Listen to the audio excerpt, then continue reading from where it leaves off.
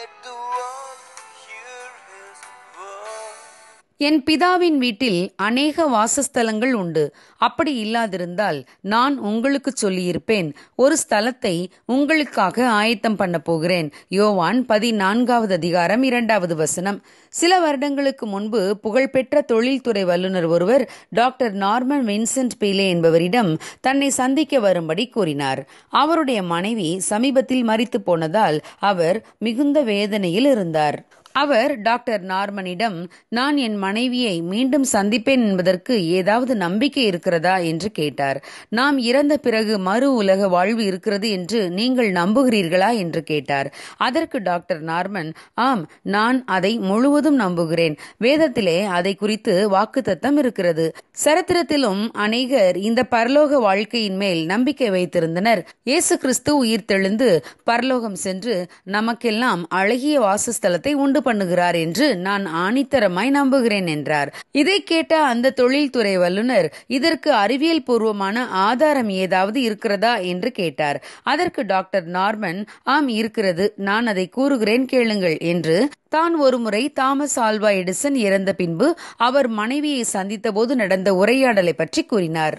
Doctor Norman Thomas Alva எடிசனின் மனைவியிடம், உங்கள் கணவனை பற்றி எனக்கு சொல்லுங்கள், அவர் எத்தகைய மனநிலை உள்ளவர் என்று கேட்டார். அதற்கு அவருடைய மனைவி, என் கணவன் கண்மூடித்தனமாக எதையும் நம்ப மாட்டார், அதை குறித்து பேசவும் மாட்டார். அவர் ஒன்றை நம்ப வேண்டுமானால் அது மெய்ப்பிக்கப்பட்ட ஒன்றாக இருக்க வேண்டும் என்றார். மேலும் எடிசனின் மனைவி டாக்டர் நார்மனிடம், என் கணவன் மரிக்கும் தருவாயில் இருந்தபோது கோமாவில் தான் இருந்தார். அவரால் எதையும் பேச முடியாது. அப்போது அவர் ஏதோ ஒன்றை சொல்ல விரும்புகிறார் என்று எங்கள் மருத்துவர் கண்டறிந்தார். அறிவியல் அறிஞரான என் கணவர் என்ன சொல்லுகிறார் என்று கேட்பதற்காக டாக்டர் குனிந்து கவனித்தார். அப்பொழுது என்னுடைய கணவன், அந்த இடம் மிகவும் அழகாக இருக்கிறது என்று கூறியிருக்கிறார். இதுதான் என் கணவனின் கடைசி வார்த்தைகள் என்று கூறினார். இந்த உரையாடலை டாக்டர் நார்மன் அந்த தொழிலதிபரிடம் கூறி, தாமஸ் ஆல்வா எடிசன் பொய் சொல்ல மாட்டார், அவர் தான் கண்டதை பற்றி மட்டும்தான் பேசுவார், அவர் பரலோகத்தை பார்த்திராவிட்டால் அப்படி பேசியிருப்பாரா, இந்த சான்று உங்களுக்கு போதுமா என்று கேட்டார். அதற்கு அந்த தொழிலதிபர், ஆம், என் மனைவி இருக்கும் பரலோக காட்சியைத்தான் அவர் பார்த்திருக்கிறார், நானும் நிச்சயமாக அங்கு சென்று என் மனைவியை காண்பேன் என்றார். ஆம் பிரியமானவர்களே, பரலோக ராஜ்யத்தில் எண்ணற்ற வாசஸ்தலங்களை இயேசு கிறிஸ்து உண்டு பண்ணி வைத்திருக்கிறார். தம்மோடு நாமும் வாழும்படி அவர் மீண்டும் 2ஆம் முறை வந்து நம்மை தம்மோடு அழைத்து செல்வார். அந்த பரலோக ராஜ்யம் வார்த்தைகளால் வர்ணிக்க முடியாத அழகும் இன்பமும் நிறைந்த நாடு. அங்கு தீட்டும் அருவருப்பும் உள்ளதொன்றும் பிரவேசிக்க முடியாது. அங்கே விளக்கு தேவையில்லை, தேவனாகிய கர்த்தரே அதற்கு நித்திய வெளிச்சமாயிருப்பார். நகரத்தின் வீதியெல்லாம் சுத்த பொன்னால் ஆனது.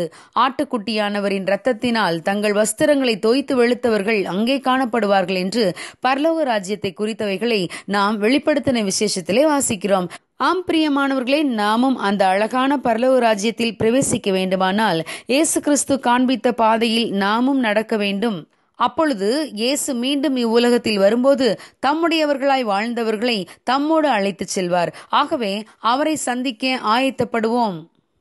God bless you. Have a blessed day.